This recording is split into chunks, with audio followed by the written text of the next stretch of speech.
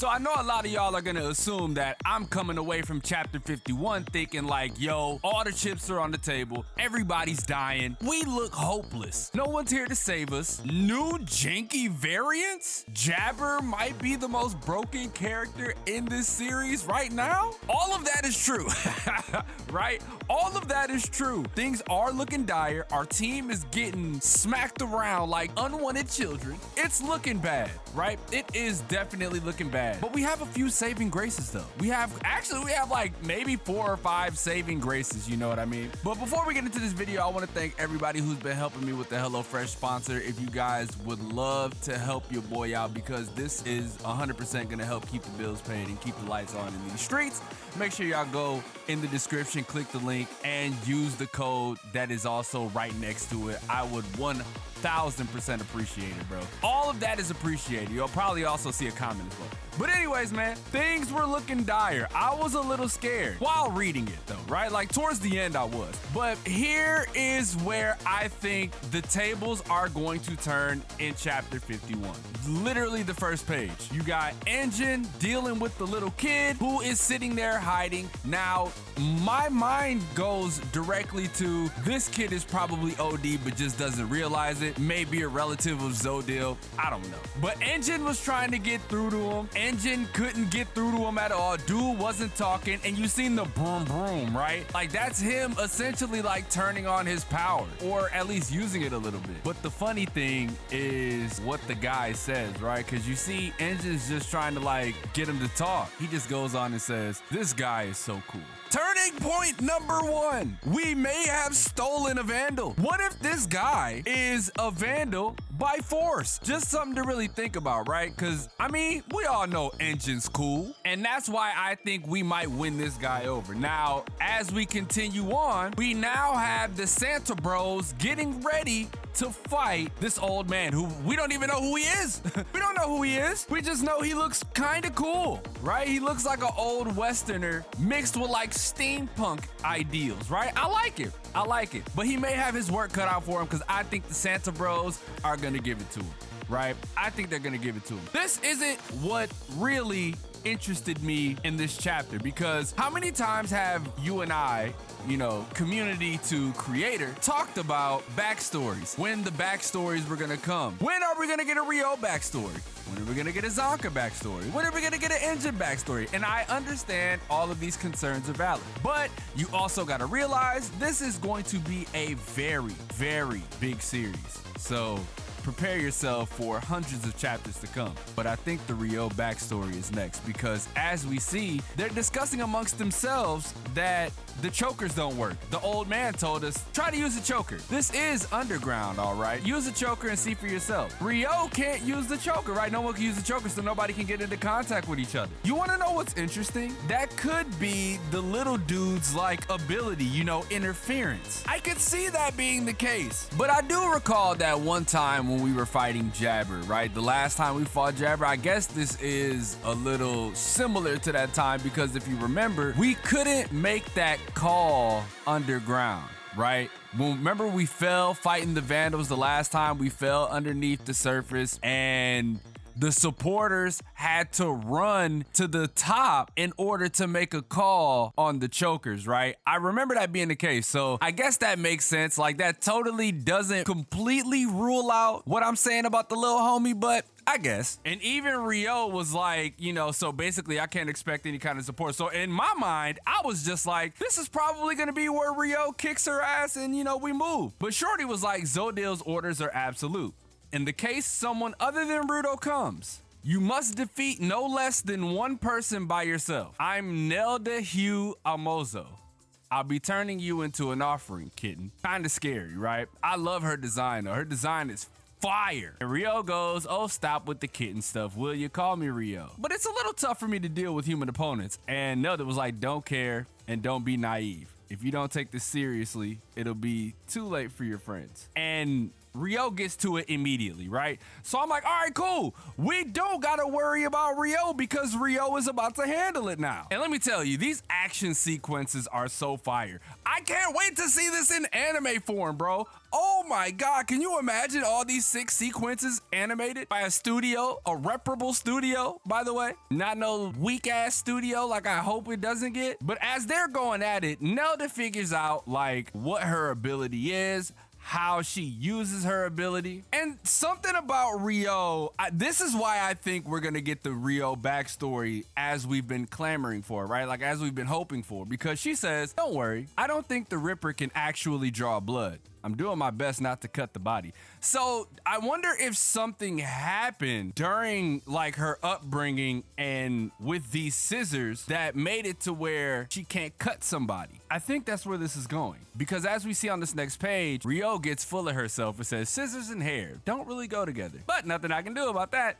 I'll cut it. And Nelda's not phased, man. Nelda is not phased. This literally signaled to me, oh, it's over.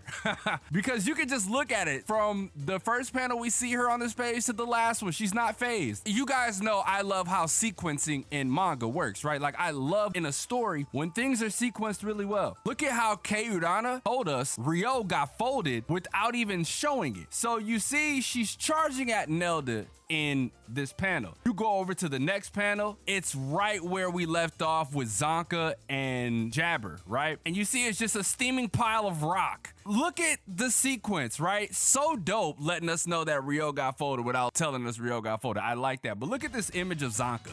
I really like the confident shot of Zanka. I'm always a fan of just really cool panels in the first place. Zanka can't fathom the idea of him killing Jabber right there. He's like, you know what? There's no way. You're still alive and kicking. No point trying anything strange. Get out here. And as he's still sitting there and things are still going by, he wonders to himself like, wait, did I win? Is it Raps? And then you see this weird structure underneath all of this rubble, and Jabber flips out and he jumps out. He says, you did it. You did it, Jabberku. With this, I can do it. I can do it.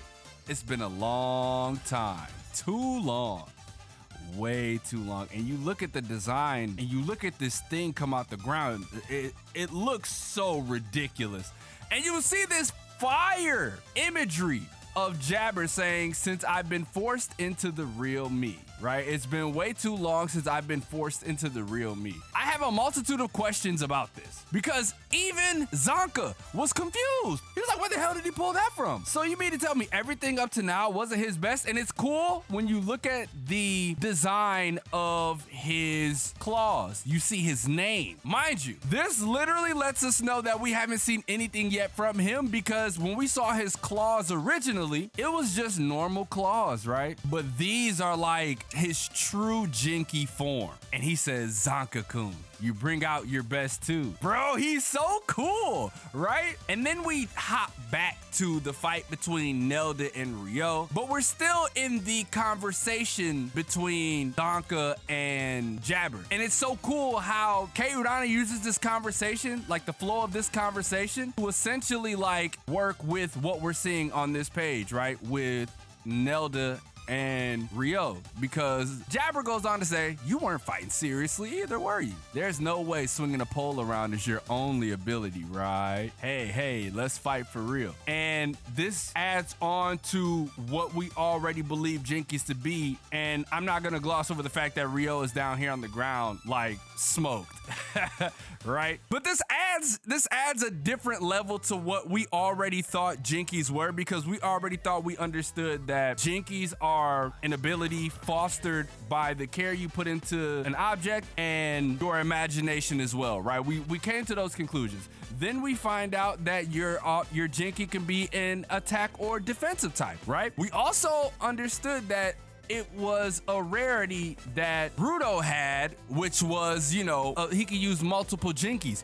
But what this signified is that there is an even higher level of Jinky wielding than what we initially thought. So what this tells me as far as for Jabber is like, I thought of it like Bleach terms, right? So, you know, you got the Shikai, you got the Bankai, you got all of that, right? I put it in that context because what we saw from Jabber in the first place was maybe like, you know, phase 1, right? It's like level 1 of his ability. And this is like, oh, now I get to fight. Now I get to have fun. This is like maybe level 1, level 2, because I can even take it a step further than that this could potentially be like an anomaly, right? Like he can use both offensive and defensive abilities with this Jinky, right? Like it's not just one. I think that that's relatively dope because it just proves how strong he is. Like we thought we had Jabber. We thought we had him, but we really didn't. He had us. He was just having fun. And one last thing that I would like to introduce as a potential theory is maybe Jabber has a split personality. Maybe. I just couldn't leave this out. That was one thing that caught me when he was like talking to himself. He said, Jabber-kun, I did it.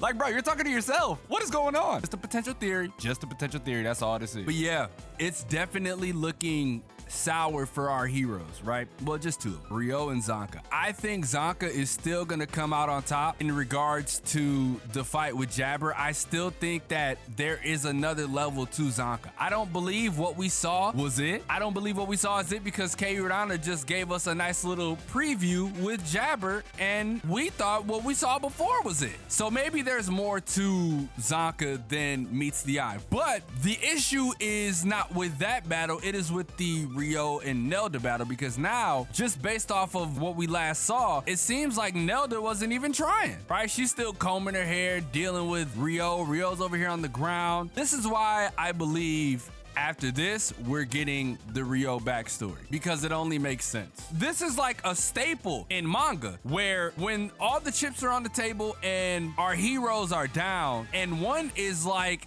specifically more down than the others, we'll get a backstory there and, you know, we'll learn about why she can't cut people, right? Why she can't hurt human opponents. This is where I think that happens. And then maybe like Guida pulls up and helps, right? It's so much stuff that could potentially happen after this. I honestly could not tell you like what else to expect. Just expect the unexpected. Gachiakuta has a way of surprising us almost every chapter with some weird stuff that happens and makes you tilt your head and ask a question. How is that even possible? What is going on? You know? And I love that because Gachiakuta usually gives us an answer to something and then that answer opens up a wormhole of questions that will eventually be answered, right? It's a joy to read and a joy to break down with you guys. But anyways, man, let me know what you guys thought about this chapter down below. Leave a like if you enjoyed, subscribe if you're new. Like I mentioned earlier, if you guys could help me with the HelloFresh sponsorship, I would truly appreciate it. You guys don't realize just how much that does for me. And honestly, we only need 10 people to do it. We only need 10 people to do it. Well, actually 9 because I've done it myself. So the more y'all help out, the more we can get more things done and the more giveaways we can do with Gachiakuta volume. So yeah, man, appreciate all of y'all. And with that being said, it's your boy, xDomoSenpaix, and I will catch you guys in the next video.